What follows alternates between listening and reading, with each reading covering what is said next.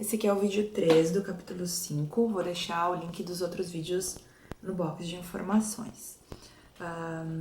Então, continuando sobre o gerenciamento de risco, fornece uma abordagem disciplinada para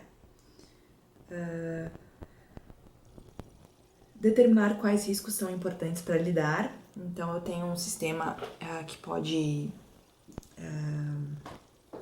falhar em vários módulos, mas existem módulos que é mais complicado se o sistema falhar.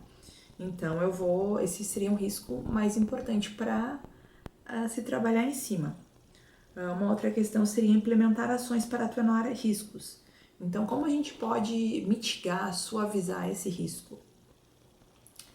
Planejar a contingência para lidar com os riscos caso eles se tornem eventos reais. Então, ter um plano de contingência. Se esse risco vier a acontecer, qual vai ser o plano de contingência a seguir?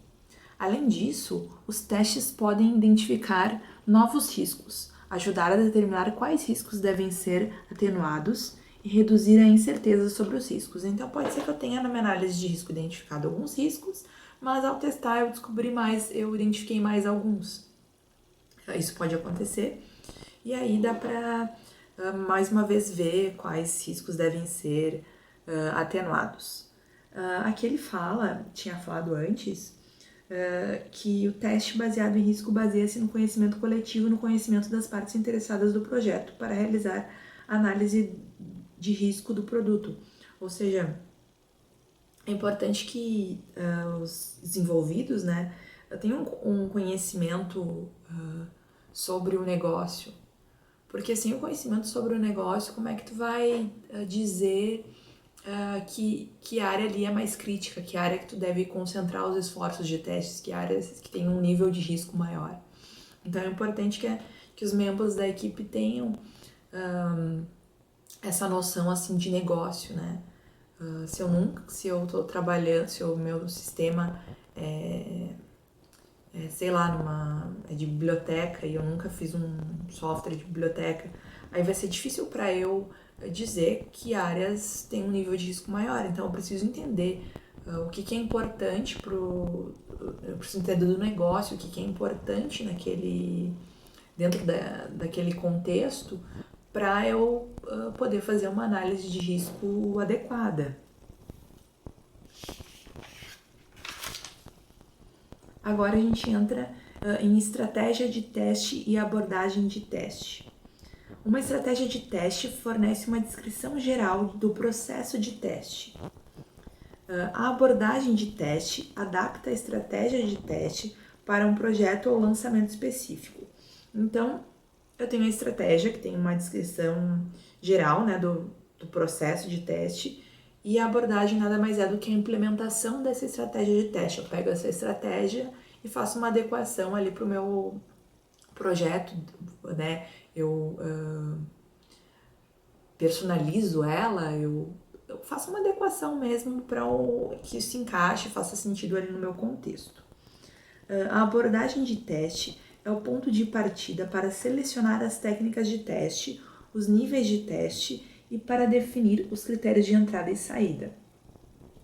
Então, uma vez que eu tenho a implementação dessa estratégia, né, ou seja, a abordagem do teste, com a abordagem do teste eu vou selecionar as técnicas de teste, né, vai ser um teste caixa preta, vou usar a partição por equivalência, por exemplo. Os níveis de teste, vou usar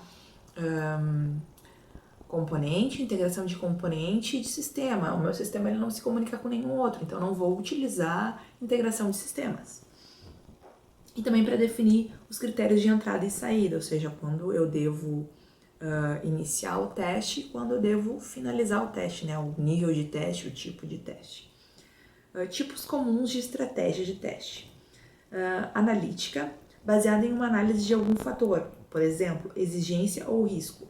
O teste baseado em risco é um exemplo de estratégia analítica, em que testes são projetados e priorizados com base no nível de risco, que foi o que a gente acabou de ver. Então, esse tipo de teste, né, que que leva em consideração o risco, ele é uma estratégia analítica.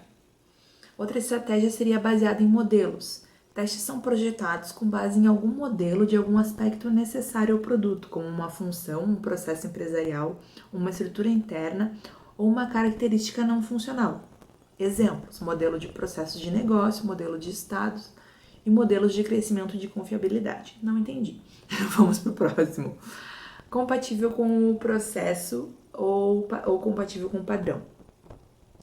Envolve análise, projeto e implementação do teste baseado em regras e padrões externos, como aqueles determinados por padrões específicos do setor, pela documentação do processo, pela identificação e uso da base de teste ou por qualquer padrão imposto pela organização.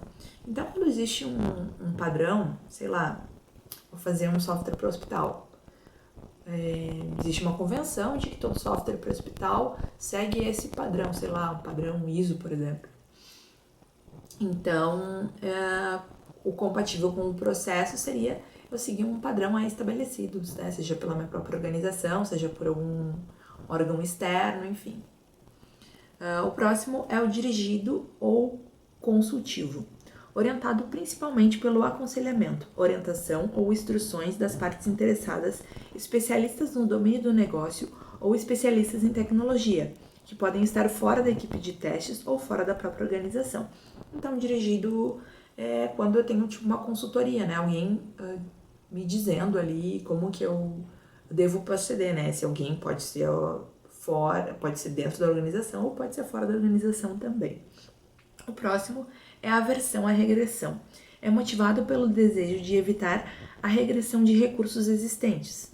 Inclui a reutilização do teste existente, especialmente casos de testes e dados de teste, da automação extensiva de testes de regressão e de conjuntos padrão de teste. Então, a aversão à regressão é justamente eu não querer que o meu software ele regrida, né? É uma estratégia baseada em testes de regressão, né? Ele fala para esses testes serem automatizados, né? E o teste de regressão nada mais é do que isso, né? Eu não querer que meu software ele volte para trás, ele regrida, por isso a aversão à regressão. Então, eu quero que conforme meu software vai evoluindo, conforme eu vou inserindo novas funcionalidades ou ainda corrigindo bugs, que aquilo que já funcionava permaneça funcionando. E por último, tem a estratégia reativa. O teste é reativo ao componente ou sistema que está sendo testado e aos eventos que ocorrem durante a execução do teste, ao invés de serem pré-planejados. Porque as outras estratégias elas são pré-planejadas. O reativo não, o reativo ele responde conforme o teste vai sendo executado. Os testes são planejados, implementados e podem ser imediatamente executados em resposta ao conhecimento adquirido em resultados de testes anteriores. Ou seja, uma estratégia baseada na experiência, né? O teste exploratório é uma técnica comum empregada em testes reativos, né? O teste exploratório já foi explicado, né, em capítulos anteriores.